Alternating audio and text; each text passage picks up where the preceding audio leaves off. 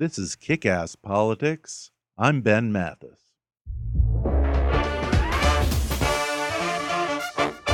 Hi, folks. Before we start the show, I want to ask for your help. If you enjoy Kick-Ass Politics, I hope you'll help us reach our goal of raising our full production budget for 2016 by donating on our website at kickasspolitics.com or at gofundme.com/kickasspolitics. Thanks for listening, and now enjoy the show. I'm Ben Mathis, and welcome to Kick-Ass Politics.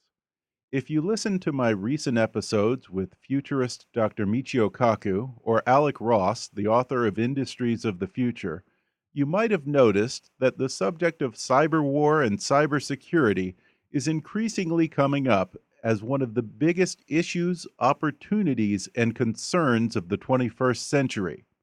And it brings with it a lot of big questions, like, should a cyber attack be considered an act of war? What if that cyber attack came not directly from a foreign government, but from a private citizen in that country? Is a cyber attack that degrades or destroys another country's physical infrastructure fair game? If a foreign power launches a cyber attack on a U.S. company such as the Sony hack in 2014, is that an attack on the United States as a country? And should the U.S. government be the one to retaliate? And if so, what would that response look like? These aren't new conversations, but for most of the past 50 years, they've been taking place in the shadows of government at the NSA, the CIA, the Pentagon, and on and off again in the White House. It's chronicled in a new book by my guest today, Pulitzer Prize-winning journalist Fred Kaplan. He's a national security reporter for Slate.com, and he's the best-selling author of several books, including more recently, The Insurgents, David Petraeus and the Plot to Change the American Way of War, and his newest book, Dark Territory, The Secret History of Cyber War. Today we'll discuss why it took Washington decades to take cyber threats seriously, and how a computer pioneer and a Mathew Broderick film led President Ronald Reagan to sign the first presidential directive on cybersecurity. Fred Kaplan will reveal how the 2010 cyber attack that damaged Iranian nuclear facilities might have opened up a Pandora's box that we won't be able to close. We'll get an idea of just how much U.S. cyber teams are capable of. We'll weigh the cyber arms race between the U.S. and China. And we'll speculate on how the FBI managed to hack the iPhones of the San Bernardino shooters. All that and more coming up with national security reporter Fred Kaplan in just a moment.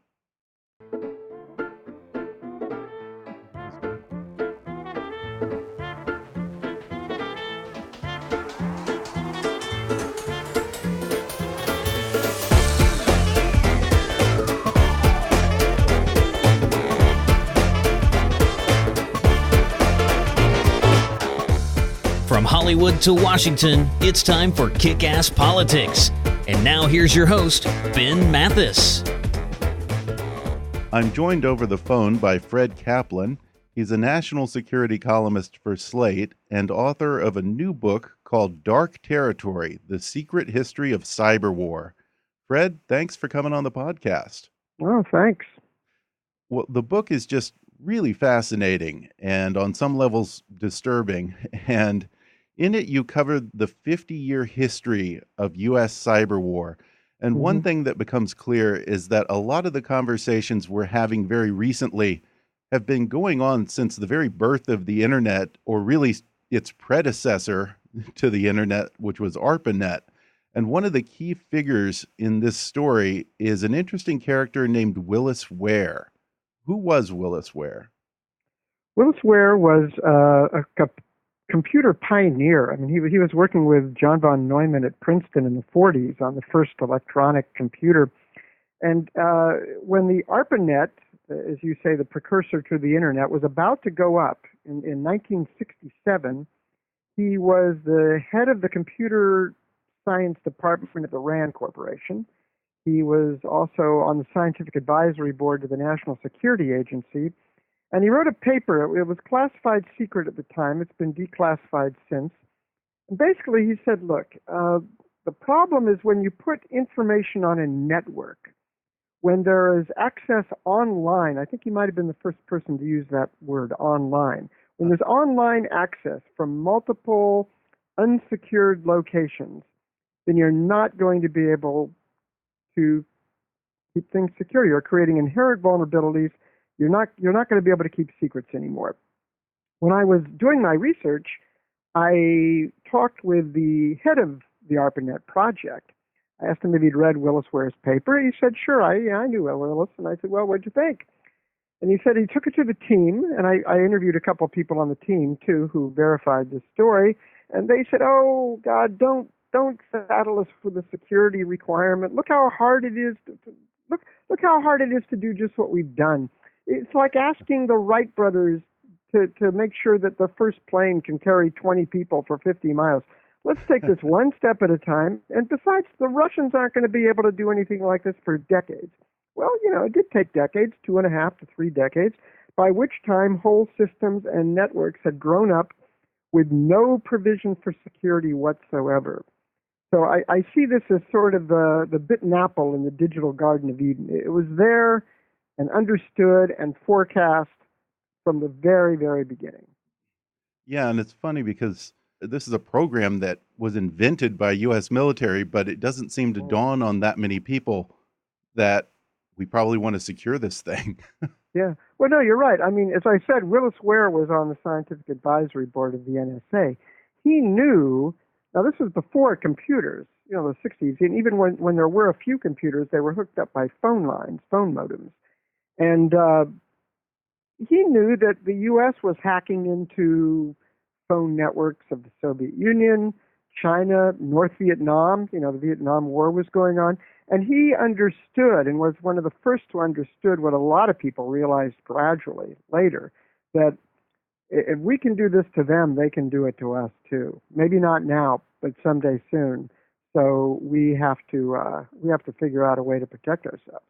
Yeah, and you open the book with a pretty interesting story of how Willis Ware directly inspired a movie and then that movie in turn directly inspired the first presidential directive on cybersecurity.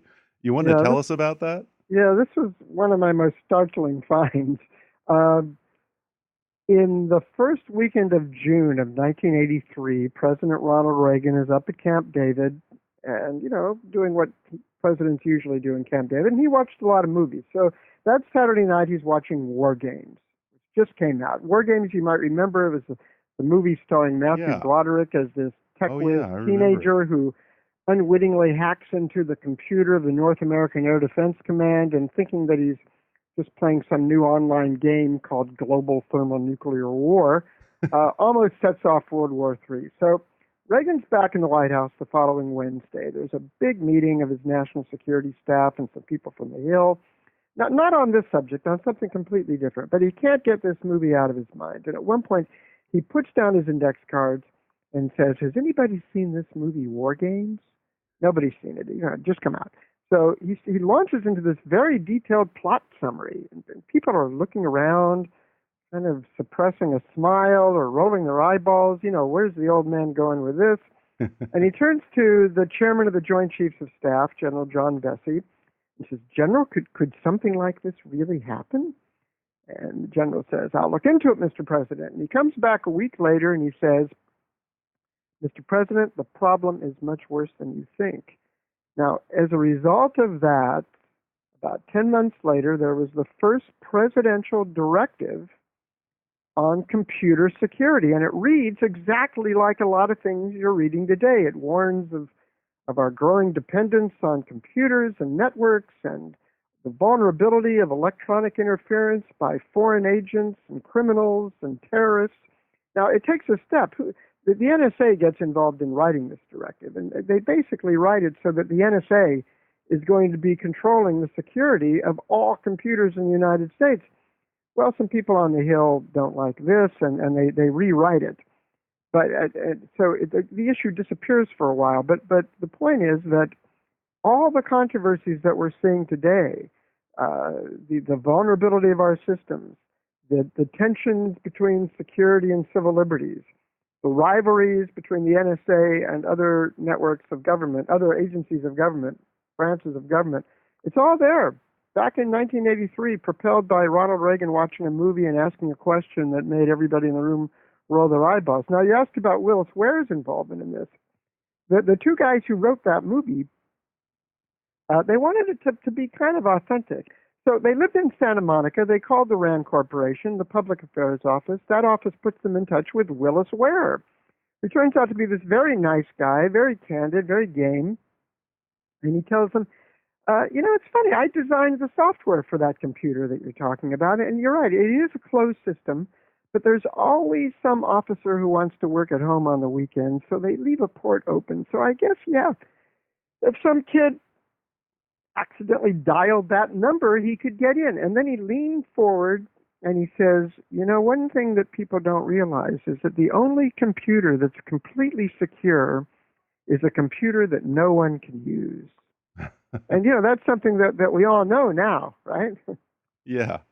Well, it sounds like he might have revealed more than he should have. Yeah, he might luckily, have. They were just two screenwriters.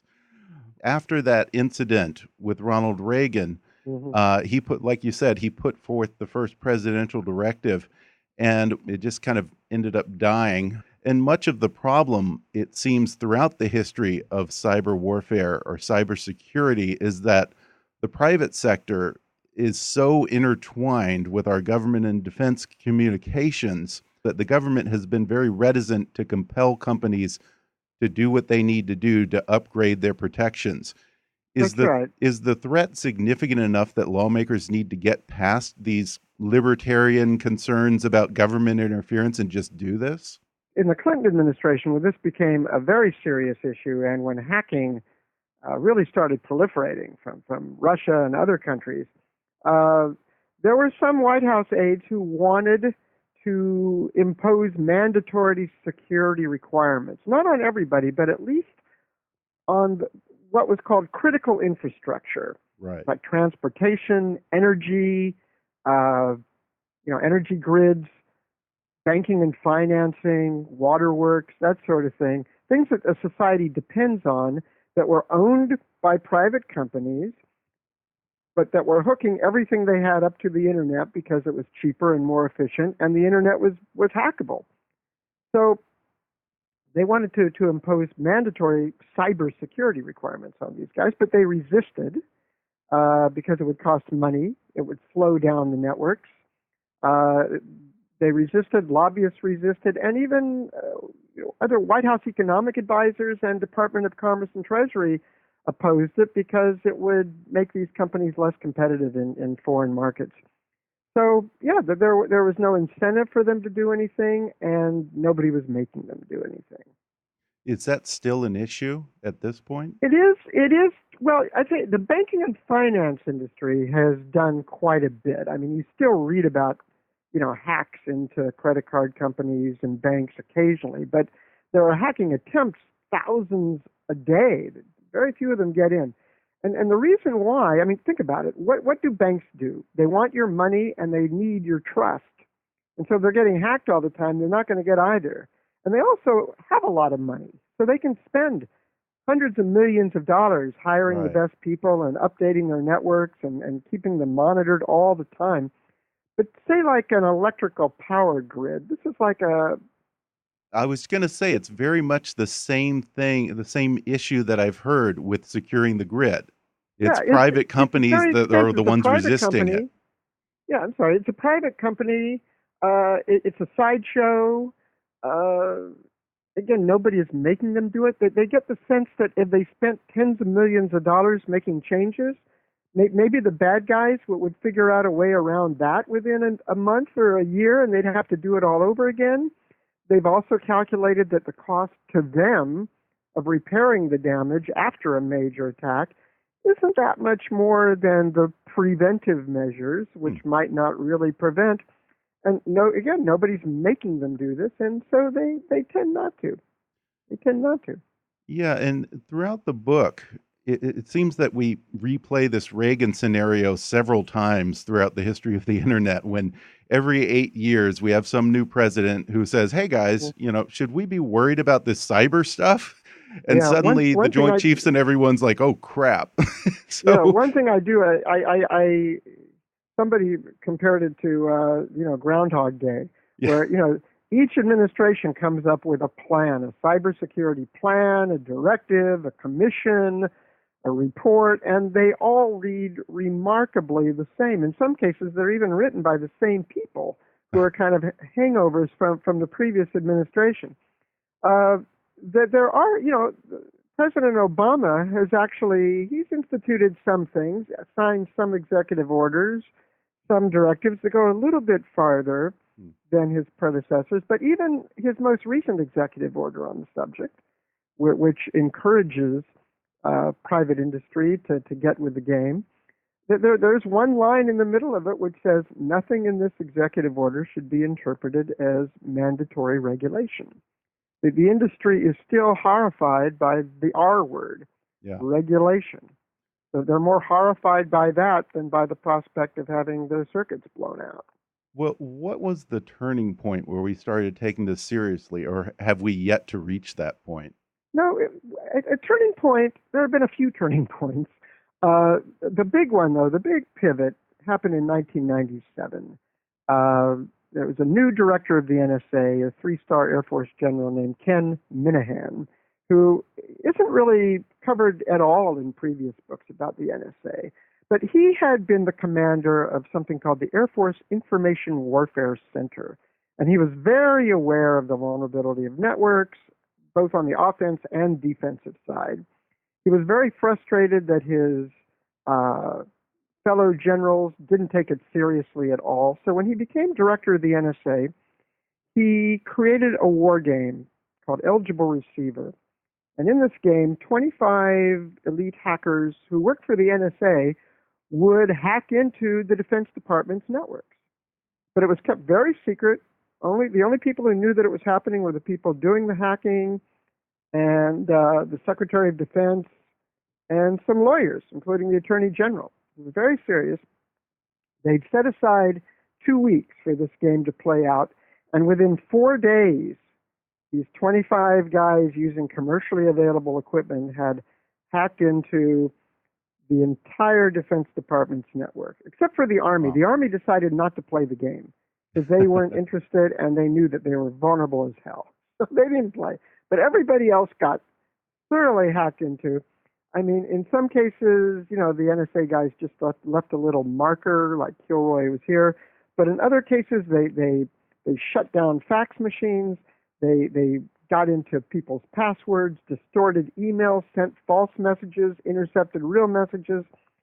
Nobody knew they were being hacked, but they knew that something was wrong, and they couldn't trust what they were seeing on their systems. And when it was revealed that this hack had taken place, I mean, they even hacked into the National Military Command Center, which is the pipe between the President and the Secretary of Defense for declaring war. Yeah, and that was really interesting to me, how you had these red teams who were performing what they thought were just elaborate exercises to hack the Pentagon, and then only to get there and realize, hey, wait a minute, somebody else has been here already. Oh, yeah, that was in this war game. And this wasn't revealed in all but the most secret briefings about it. But while the NSA was inside the Defense Department's network roaming around, they found some French IPs roaming around too, real ones. So it had already begun even then. Yeah, and there was one in there, I think, during the Clinton administration, when we were contemplating going back into Iraq, they had a hack, and I guess everyone thought for some reason that it was probably Saddam Hussein behind it, and didn't it turn out to be like two 16-year-old kids in Sacramento or something? California, coached by an 18-year-old in Israel, just kind of messing around. And it was an operation called Solar Sunrise, and some people, after it was revealed that it was just a couple of kids, said, "Oh, whew, it was just a couple of kids." But other people said, "Well, wait a minute, if a couple of kids can do this, what can a nation state do?" And then right after that came, they called it Moonlight Maze, which was the first known hack into serious military networks by the Russians. And then a couple years later, the Chinese started doing it. And as I said, all along, we'd been doing similar things to them as well. Yeah. Well, speaking of us doing it to them, you reveal in the book U.S. cyber teams were some of the unsung heroes behind the surge in Iraq. Yeah. What did they do to help turn the tide? Well, remember in the Iraq War around 2007 that there was, at least tactically, a turnaround. American casualties started going way down. The insurgents took a real retreat. And people have attributed this to, George Bush's surge or General David Petraeus's counterinsurgency strategy. And those played some role. But it also involved, as I found out, the involvement of the NSA. Around this time, guys going out on patrol started capturing computers, the insurgents' computers. They sent it back to Fort Meade, NSA headquarters. They would hack into that. They found passwords, email networks, intelligence. And so they decided, well, let's set up a little NSA base inside Iraq, right there on the spot. And over a period of a few years, there were 6,000 NSA analysts who went to Iraq. 22 of them were killed by roadside bombs going out on search expeditions for computers along with the troops. So they would do something like this. They would hack into the networks. And by the way, this operation had to be approved by the president. All cyber offensive operations have to be approved by the president. So they did this thing where they would send out a phony email to a lot of insurgents, basically saying, let's meet at such and such a place tomorrow at 4 o'clock. So the bad guys would come there at 4 o'clock, and waiting for them would be some special operations forces who would kill them. Also, their drones, surveillance drones, would see people planting roadside bombs, which at the time were the biggest source of American fatalities. They would follow the guys, and then because the NSA was right there on the ground, they could follow them on the spot and kill them within like a minute. So in 2007, these kinds of techniques wound up killing 4,000 insurgents, and not only killed them, but also kind of messed with their heads. They would get an email message and they would wonder, is this our guys saying that we should meet at such and such a place tomorrow, or are these the Americans trying to trick us again? So it led to turmoil and distrust within the insurgents' ranks. Yeah. So it played a major role in turning things around. Yeah, and that's throughout the book. That's a big part of this, is the strategy of creating confusion among the enemy. Before the term cyber war took place, people called it counter command control warfare, or the biggest one until cyber warfare, information warfare. Messing with the guy's information. And if you can't trust your information, then your command goes to pieces. Well, when we sent them these emails, did we pose as Nigerian princes or something? Did we ask for their credit card number? That would have been good. Get some money out of them while we were doing it. Well, so the NSA also has linguists. So they had people who had studied the email that they were actually sending each other, and duplicating the style, the linguistic style, the keywords, that sort of thing. Yeah. Well, that's amazing stuff. Well, we're going to take a quick break, and then in the second half, I'll talk with Fred Kaplan about what those mad geniuses at the NSA might be up to now, and recent events in cyber war straight out of today's headlines. Back in just a moment.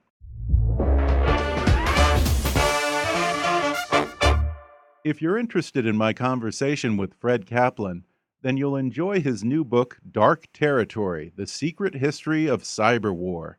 And right now, you can download the audio version of that book for free with a special promotion just for our listeners from audible.com. Just go to audibletrial.com/kickasspolitics for a free 30-day trial and a free audiobook download, which can be Dark Territory by my guest today, Fred Kaplan, or any of Audible's 180,000 titles. That's audibletrial.com/kickasspolitics. or click on the sponsor link on our webpage to download the free audiobook of your choice. And now, back to the show. We're back, and I'm talking with Fred Kaplan, author of Dark Territory, The Secret History of Cyber War. Fred, we talk a lot about asymmetric warfare, and obviously when it comes to tanks and bombs, America has the advantage over our enemies. But is cyber less asymmetric than other traditional warfare? No, it's probably more asymmetric because on the one hand, we can do this, cyber offensive and even cyber defensive a lot better than other countries. So, for example, to invoke a metaphor, we have better and more agile rocks that we can throw at other houses. Mm-hmm. But we're living in a much glassier house. Much more of our society, economy, military is plugged into computer networks. We are much more vulnerable. Even another country or non-state actor who is not as skilled as our guys are at doing this sort of thing can still do tremendous damage because of how vulnerable we are. I mean, for example, you get in the mail a lot. You get something, join our smart grid. Well, what is a smart grid? Basically, it's a very extended grid, and it's controlled by computers. And so, if one part of a region has an energy surplus, they can divert some of the power to an area which has a power shortage at the time. It's a great idea. But because it's all done by computer networks, those networks can be hacked into. The military, this is actually something I found out after I finished this book. So this is sort of like the bonus reel on a DVD. But the Navy is now training its officers on ships to use sextants to navigate by the stars, just in case during a war the data link with GPS satellites is disrupted. So, our qualitative advantage in the military is much of it is based on things that are hooked up to computers. So if those get hacked, then, we're in deep trouble. We go back to a much earlier style of warfare. Yeah, and I wonder if there's a lot of that going on right now, of the military preparing people to go back to the Stone Age if necessary and, de-link from the internet and everything, and be able to be self-sufficient. But the industrial age, yeah, instead of the post-industrial age. Right. Yeah, no, there was a Defense Science Board report in the Pentagon a few years ago, which concluded that, it referred to the inherent vulnerability of our architecture. The inherent vulnerability. This goes back to what Willis Ware was saying. You're inherently vulnerable. And they basically concluded that, let's still keep trying to make better locks and things like that, but we have to accept that the bad guys are going to get in. And so they said what we really need to be concentrating on is detection and resilience. In other words, make sure that if somebody does get in, we know really quickly, and make sure that we can repair the damage and recover as quickly as possible. So that's what it's come down to. When I was working on this book, friends would ask me, well, what should I do to make my computer more secure? What are you doing? And I would say, look, if what you're trying to do is to keep some criminal or just troublemaker out of your bank account or your Netflix password or whatever, there are things you can do, and they're pretty effective. Yeah. But if somebody is really wanting to get something that you have, and they're really good at it, and especially if they have the resources and wherewithal of a nation state, there's really not much you can do. Yeah. Well, as a follow-up to that, I want to ask you something that I asked Michael Hayden a few weeks ago. If our adversaries like China have a quote-unquote hiring process that consists of hunting down the best hackers, ripping them out of their beds, putting a gun to their head and saying, you're working for us now, how does the U.S. compete if America has to actually rely on recruiting talent out of their own free will. Does that put us at Yeah, a disadvantage? it's hard. I mean, there is a unit in the NSA, which Hayden had something to do with creating when he was director of NSA, called the Tailored Access Operations Office. This is sort of like the digital equivalent of the CIA black bags operations. The president says, I want to get inside this guy's email, or I want to bust up these Iranian centrifuges. Or it's TAO that gets this done. And these are really smart people. Most of them are mathematicians. Some of them, they have this program now with scholarship. You go someplace, you get 4 years of a college education, you take really high-tech math courses, and then you owe the NSA 4 years of your life. Oh. But yeah, there are, you think every bank, every software company, they're hiring guys just like this. They need guys like this too, and they can pay a lot more money. Yeah. And it is becoming a problem, and the NSA is looking for, and by the way, not just the NSA, but other branches and divisions that do similar kinds of things. They're looking to create a new model of personnel. I mean, it used to be back in the Cold War, you'd go to work for the CIA or the NSA or something like that right out of college, and you'd be there the whole career. Yeah. But, that doesn't work anymore. So they're looking for maybe a way to kind of set a new norm where mid-career for 4 or 5 years, you come work for the government. And then you go back. And maybe the government will help pay, or maybe the industries will help defray some of the difference between what these guys were making and what they are making. But right. I don't get the impression that these agencies are failing to do what they're supposed to do because of a shortage of personnel. And then also, there's this thing, for example, with the Apple FBI case now. Right. Some of these companies act as, act on a bounty basis, for specific projects. Interesting. They will say, hey, there's a vulnerability in this case, in this Apple phone, or in this Cisco router, or in this Microsoft operating system. And, the companies appreciate this. They close them up. Apple, by the way, is one of the few companies that doesn't pay bounties, which may be why the guys who succeeded in opening up Syed Farouk's phone went to the FBI instead. But, there's already a little bit of this freelancing from private industry going on. Yeah, that's interesting. Well, yeah, since you brought it up, apparently, I guess the FBI got tired of waiting and just said, screw you, Apple. We're going to do this on our own. Did they really do it on their own? Or? No, that's not quite what happened. Yeah, okay. Well, so, yeah, I think what really happened is, look, here's the thing. If this phone, if there was reason to believe that this phone had something in it that we needed to get to right away for some national security purpose, there's a procedure for this. The FBI could have filled out what's called a request for technical assistance. Send it to the NSA. The NSA would have hacked into the phone, and they know how to do this kind of thing on their own. Now, they then couldn't look at anything that came out of it. They'd have to turn it over to the FBI right away. Okay. But they've done this before. I've talked with people who have filled out requests for technical assistance to the NSA in similar kinds of situations. So what's really going on is that the FBI, the Justice Department, wants to strengthen its authorities for getting information that is now getting harder to get.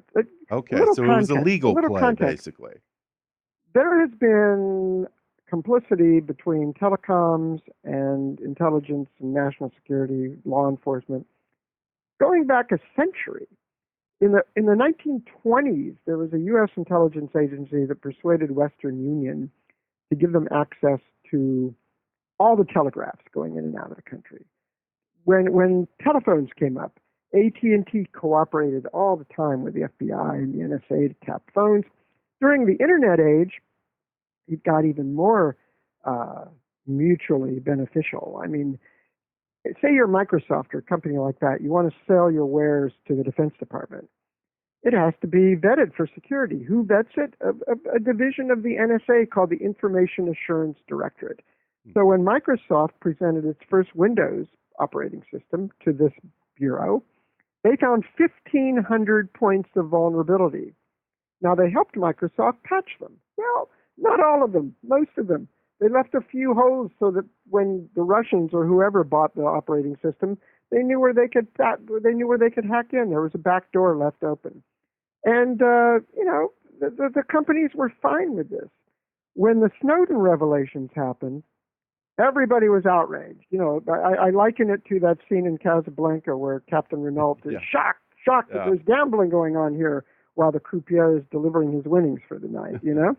So basically, Apple, which has always been reluctant to cooperate with the government, in fairness to Tim Cook, and although they have responded to court orders on at least 70 occasions to unlock a phone, they've been trying to put an end to this.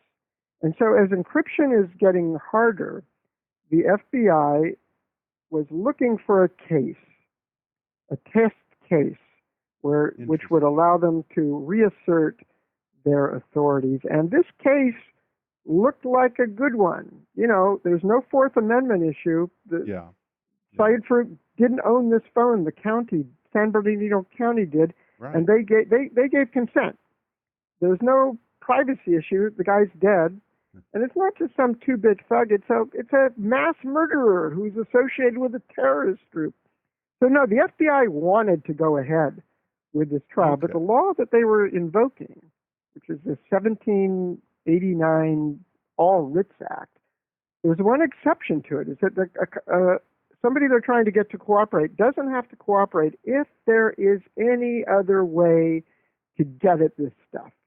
And when this Israeli company, raises its hand and say, hey, we have a way of doing this where you don't need Apple's cooperation, then the FBI had to drop the case because they could no longer apply the All Writs Act. So they wanted to pursue this as a lawsuit. Right, because they wanted to set a legal precedent. They wanted a good test case to provide a new precedent for them to demand that companies weaken their encryption in situations where they needed to get the information. Well, yeah, and we know about certain hacks like the Stuxnet virus that screwed up the centrifuges in Iran. Right. There were the Russian cyber attacks on Estonia and Georgia, the cyber attack that shut down the internet in North Korea for 10 hours. Those are the ones we do know about.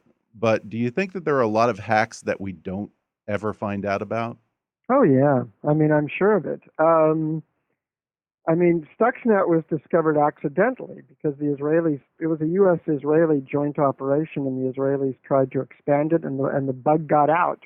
It started affecting other computer systems that were similar to those controlling the speed of the Iranian centrifuges. Now, it was programmed in a way that it wouldn't damage those other servers, but security companies detected this funny worm, and they diagnosed it as they should. And then the Iranians caught on, that's why our centrifuges are exploding. So, no, there are things like this going on all the time. There are, President Obama signed a presidential directive on cyber operations, which laid forth much more explicitly than any president before him the procedures for various agencies to follow when they wanted to conduct a cyber offensive operation. And it was implied in this directive and in some follow-on documents that this would be not quite routine, but something that would happen fairly often. If, it's been announced, Secretary of Defense Ashton Carter said that we are engaged in some cyber operations against ISIS. I don't know what they are. I would assume that they're similar to the operations that we talked about a few minutes ago that the NSA was doing against the insurgents in the 2007 Iraq War. If we're not doing stuff like that, as a citizen, I'd want to know why. Why aren't we doing this kind of thing? Are we talking about Are we One talking thing that about like hacking one thing their about social media and saying, yeah, putting out a fatwa that says everyone in ISIS should be gay now or something? something like a little more subtle than that, Oh, okay.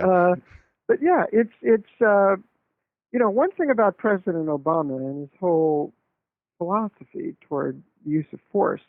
He's very leery of doing things that might put tens of thousands of American soldiers on the ground. Mm-hmm. But he's not so leery on doing things that A, might have some benefit, B, don't involve a lot of risk. And this is why he's been quite keen on drone strikes, although he has scaled back on those as, a lot of civilians were getting killed in them. But cyber is like, man, cyber operations are Barack Obama's dream use of military force, right? I mean, Yeah. It's invisible. It doesn't commit you. It doesn't weigh you down. It doesn't kill anybody. If you can accomplish something through that means, it's the cat's pajamas. Yeah. The argument from the military perspective is, this is ideal. If we can shut down people's radars and their infrastructure without even launching a single missile or risking Mm-hmm. a single life, then that's amazing. But Yeah. we now know that the U.S. developed the Stuxnet worm that was the culprit behind the sabotage of the Iranian centrifuges. And that kind of takes it to another level, because you Yeah. talk about in the chapter appropriately called Crossing the Rubicon, how we've now perhaps set a dangerous precedent where any physical infrastructure is fair game and there are no rules. Exactly. We've been worrying for decades about the vulnerability of our critical infrastructure. What was Stuxnet? It was us damaging someone else's critical infrastructure. Now, it also set back a nuclear project, but still, that's what it did. It was the first time that a country used a computer program to damage not another country's computer, but to destroy a physical object. And this is, I think, where things get dangerous. What we have now, in 2009, we created something called U.S. Cyber Command. It is a combat command. It works with other combat commands.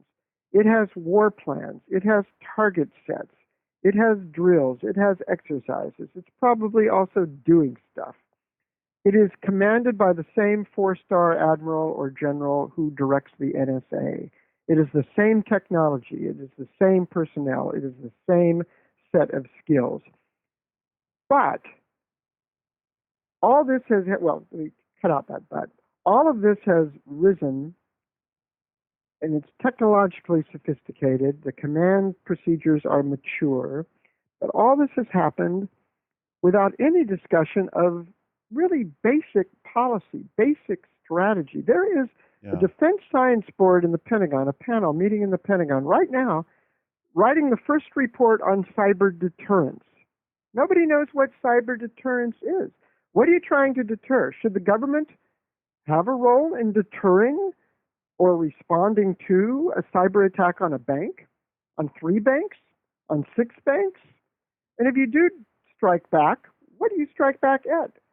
When the first atomic bombs were used, back at the end of World War II, right away, everybody could see what it did.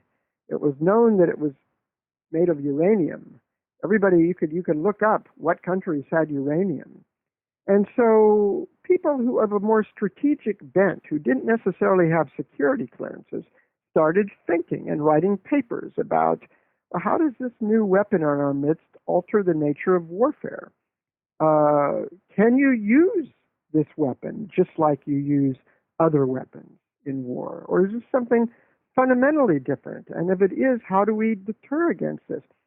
All of the stuff with cyber weapons, cyber espionage, and cyber war has been ensconced in places like the NSA, where people have very high security clearances, and these things have been kept so secret until very recently that strategic-minded outsiders don't know enough even to talk about it on a basic level. And so you've had this technology rising up, but no undergirding policy or strategy. You have the technology driving the strategy, not the other way around. So that's the real danger, is that we could get into a real war that might start out not even looking like a war, and nobody has really thought about how to prevent this or how to execute it to the next step. Right. And it does seem that throughout a lot of this history that we've kind of been purposely avoiding the question because we didn't really want to deal with it. We wanted to have a free hand to do what we wanted or needed to do. Do we want to have some kind of a Geneva Convention on cyber, or is that something that we still want to avoid? Well, it's interesting. When Robert Gates first became Secretary of Defense, it was the last 2 years of Bush and the first 2 years of Obama, you'd be getting these daily briefings, about these hacks into the Defense Department and defense industries. And he would talk with some of his colleagues, and he would say, he would say exactly what you said. We need to get together with the other cyber powers and figure out some rules of the road. And he worked in the CIA all through the Cold War. He said, even in the darkest days of the Cold War, there were rules. The Americans and the Russians had rules. For example, we don't kill each other's spies, that kind of thing. Yeah. We need to set up some rules of the road, like what kinds of targets we will not go after with cyber stuff. And then he said, and this is where the title of my book comes from, he said, we need to set some rules because we are wandering in dark territory here. Now, when I went back through my notes and saw that, I knew that was going to be the title of my book. But I wanted, I Googled the term to make sure that, it wasn't some euphemism for a pornographic act or something. and I saw that it was a term of art in the North American railroad industry to designate a stretch of track that is unguided by signals. And I'm thinking, wow, that's a very powerful metaphor for cyberspace. So I sent an email to Gates and I asked him if he knew this. And he said, oh, sure, my grandfather was a station master with the Santa Fe Railroad in Pratt, Kansas for 50 years.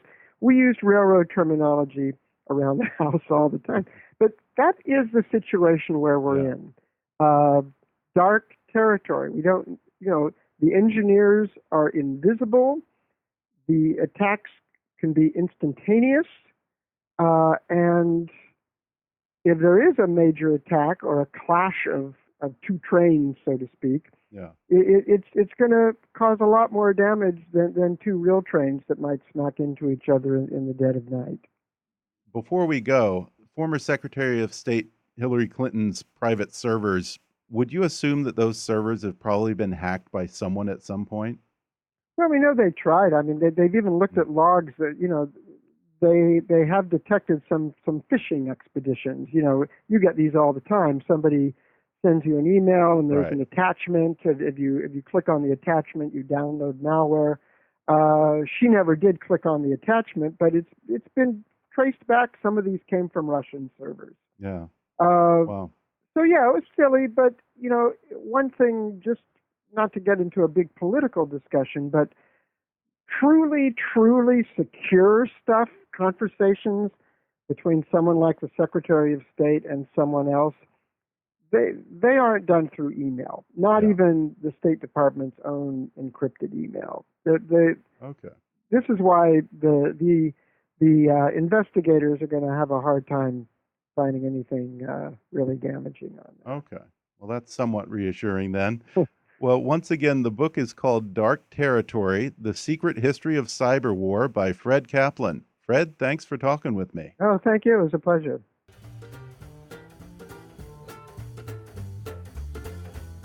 Thanks again to Fred Kaplan of Slate.com for coming on the show. And if you enjoyed today's episode, I'd encourage you to read his new book, Dark Territory, The Secret History of Cyber War. I'll include an Amazon link where you can order it in the show notes for this episode and on our website at kickasspolitics.com. Or if you'd prefer to listen to the audio version of his book, you can download that for free through that special trial offer just for our listeners at audibletrial.com/kickasspolitics. You can follow Fred Kaplan on Twitter at FMKaplan. That's FMKAPLAN. or you can read his column at slate.com or at fredkaplan.info. Be sure to subscribe to Kick-Ass Politics on iTunes and leave us a review while you're there. And if you really want to help out, then donate to our GoFundMe campaign at gofundme.com/kickasspolitics, or click on the donate button on our website at kickasspolitics.com. Follow us on Twitter at @KAPolitics, or visit Kick-Ass Politics on Facebook. And while you're there, recommend Kick-Ass Politics to your friends on your social media. And as always, I welcome your comments, questions, and suggestions at comments@kickasspolitics.com. In the next episode, I'll talk with Emmy Award-winning historian and documentary filmmaker Ken Burns. You've seen his epic, multi-part historical documentaries on PBS, which covered everything from the Civil War and World War II to jazz and baseball. More recently, you might have seen his PBS special, The Roosevelts, An Intimate History. Well, he has a new 2-part documentary for PBS on baseball legend Jackie Robinson. And on the next episode, he'll talk about the contributions Jackie Robinson made to baseball and civil rights. Some of them you might know about, and some of them you might not. Coming up with filmmaker Ken Burns on the next podcast. But for now, I'm Ben Mathis, and thanks for listening to Kick-Ass Politics.